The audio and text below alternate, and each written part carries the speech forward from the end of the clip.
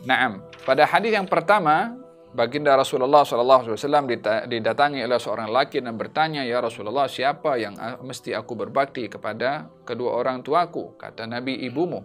Lalu kemudian siapa? Nabi menjawab, "Ibumu," sampai 3 kali. Apa sebabnya diulang 3 kali? Adakah sedemikian tinggi darjat ibu melebihi daripada ayah?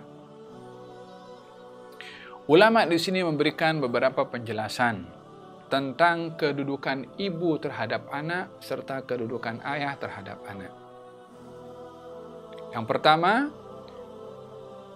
mereka mengatakan bahwasanya diulang kali ibu ini untuk diambil berat oleh anak disebabkan oleh kerana anak itu, khususnya lelaki, yang membawa nasab ayahnya akan dikenali di masyarakat dengan ayahnya dan lebih dilihat ibu yang tersembunyi, tak disebut walaupun dia yang melahirkannya. Di masyarakat lebih dilihat wanita berada di dalam rumah berbeza dengan laki-laki, sehingga kedudukan wanita yang kurang dikenali di mata masyarakat pada kehidupan si anak akan menyebabkan anak itu lebih fokus dan concern kepada ayah berbandingkan kepada ibu.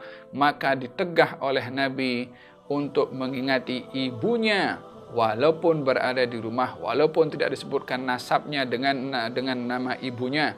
Orang yang nasabnya kepada ibunya hanya siapa? Hanya Nabi Isa alaihissalam. Nasabnya kembali kepada ibu, Isa bin Maryam. Nasab kembali kepada ayah, kecuali Nabi Isa alaihissalam karena keajaiban kelahiran yang berlaku kepada Nabi Isa alaihissalam.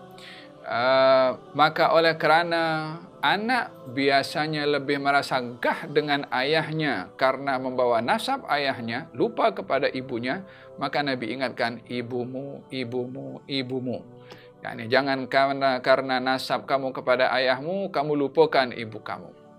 Ini satu penafsiran. Penafsiran yang kedua mengatakan bahwasanya antara ayah dengan ibu dari segi kekuatan mental dan juga fisikal, yang lebih memerlukan perhatian dan bantuan adalah ibu berbandingkan kepada ayah.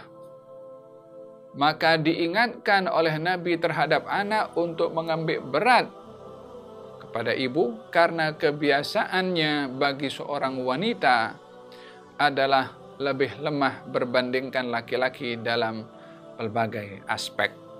Oleh sebab itu, anak diperintahkan untuk menjaga, melindungi yang lebih lemah berbandingkan kepada yang lebih kuat, yaitu ayahnya. Ini yang kedua. Yang ketiga, kenapa ibu diulang 3 kali? Disebabkan oleh kerana ibu mengharungi 3 tahap yang sukar dilalui oleh seorang ibu yang tidak dilalui oleh seorang ayah.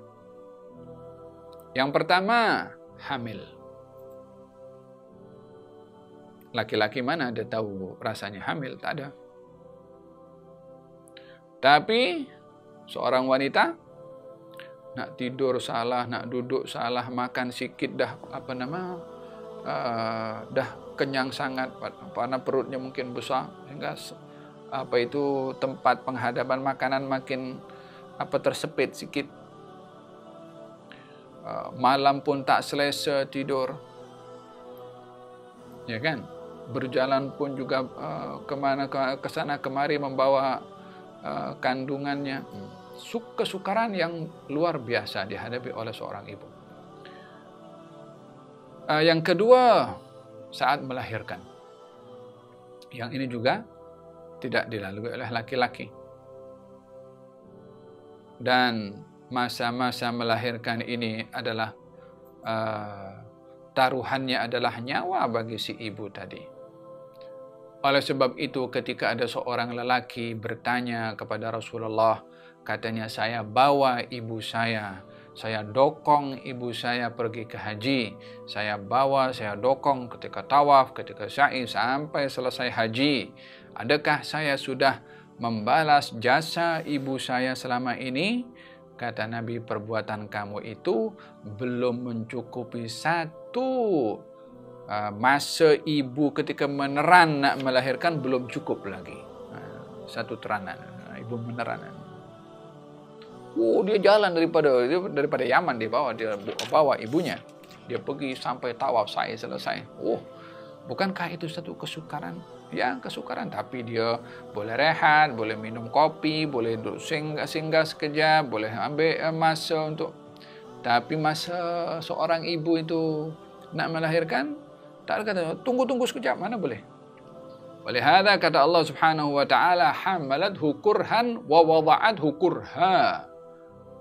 yakni ibu itu mengandung kurhan, yakni kalau dah bertemu, bukan dia kata aku tak nak mengandung. Mengandungnya pun bukan pilihan dia, ketika melahirkan pun juga bukan pilihan dia. Yakni boleh kata dah keadaan yang dia tak boleh nak lari bagi seorang ibu. Hada yang kedua. Yang ketiga yang dilalui oleh seorang ibu adalah masa untuk menyusui. 2 tahun. Itulah 3 tahapan yang dilalui oleh seorang ibu yang tidak dilalui oleh ayah. Namun dalam hal ini, karena 3 tahapan itu yang berat dilalui oleh seorang ibu, maka Nabi sebutkan 3 kali ibu. Ibumu, ibumu, ibumu. yakni merujuk kepada 3 tahapan yang dilalui yang sangat sukar oleh seorang ibu ketika mengandung, melahirkan dan juga menyusui kepada anaknya.